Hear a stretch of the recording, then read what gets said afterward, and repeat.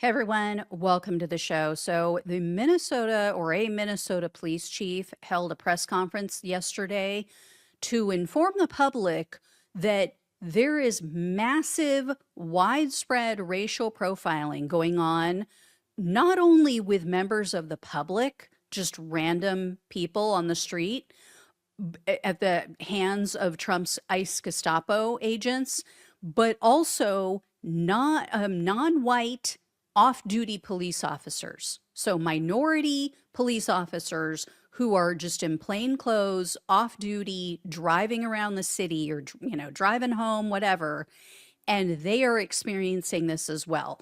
So the chief that you're going to hear in this video clip I have for you, he started off by saying, "Hey, look, we support ICE. We've worked with them in the past. We've had a good relationship in the past, but this is beyond the pale. This is not what we signed up for. We disagree with their tactics for obvious reasons." So take a look at this video.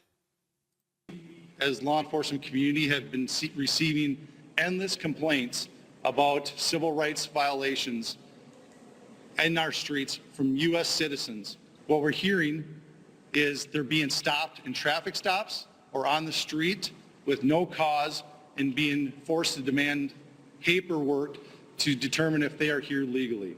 We started hearing from our police officers the same complaints as they fell victim to this while off duty.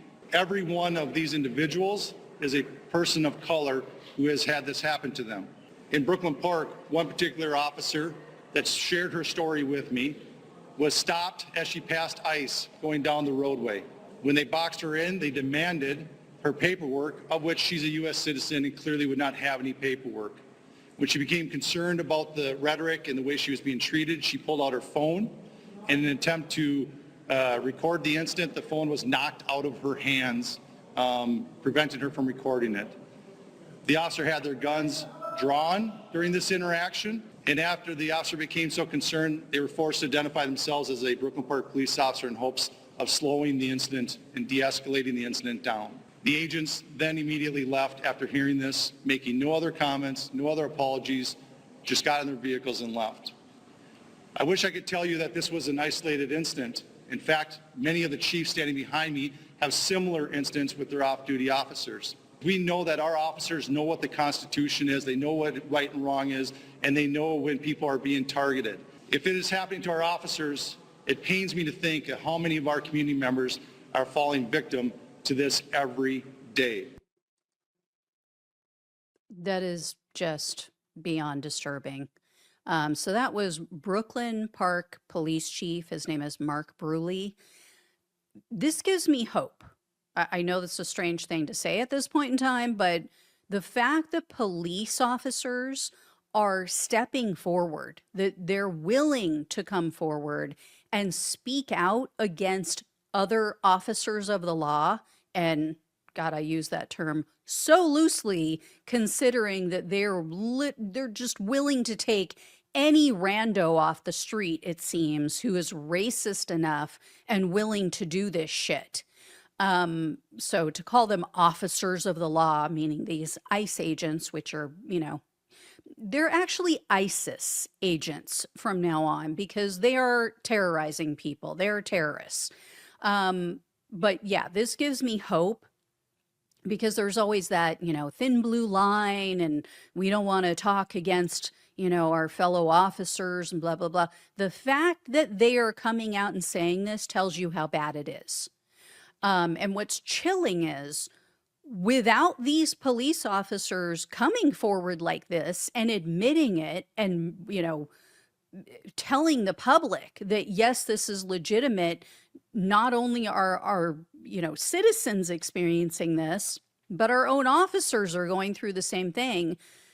I mean, without that, people would be less likely to believe it, right? I mean, especially on the right. Especially the people who are all, oh, law and order, and I'm all for back the blue, blah blah blah. That group would never believe that this is what was going on, that people were being racially profiled and that they had done nothing wrong if they weren't hearing it from police officers.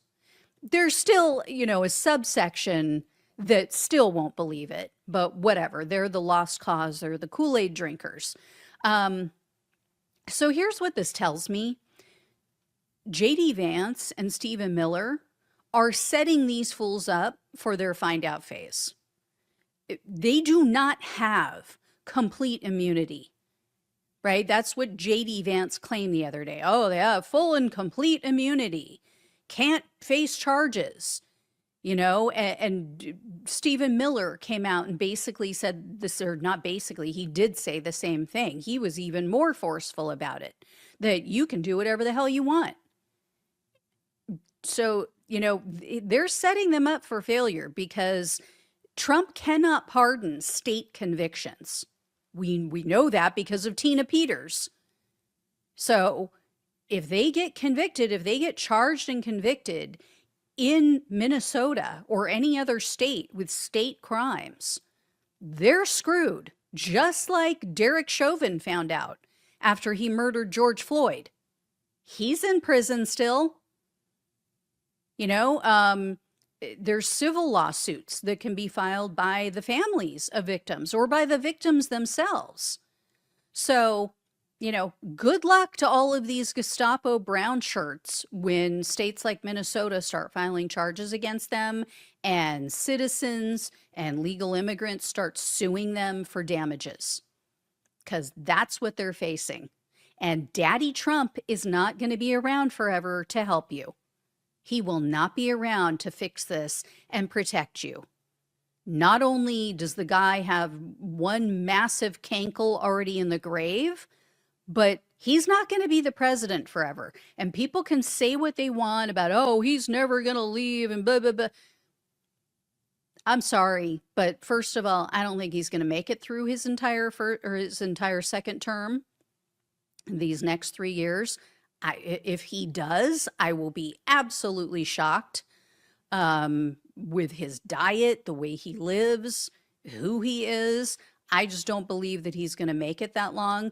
And then second, I'm sorry, he will be out. He will be out. One way or another. Come hell or high water, that man is not going to stay in office past this second term. So, all right, guys, if I hear any more, I'll let you know. Thank you all so much for watching and listening. Please like, please share, and subscribe. Please donate if you can. Love you all. Take care. Talk with you soon.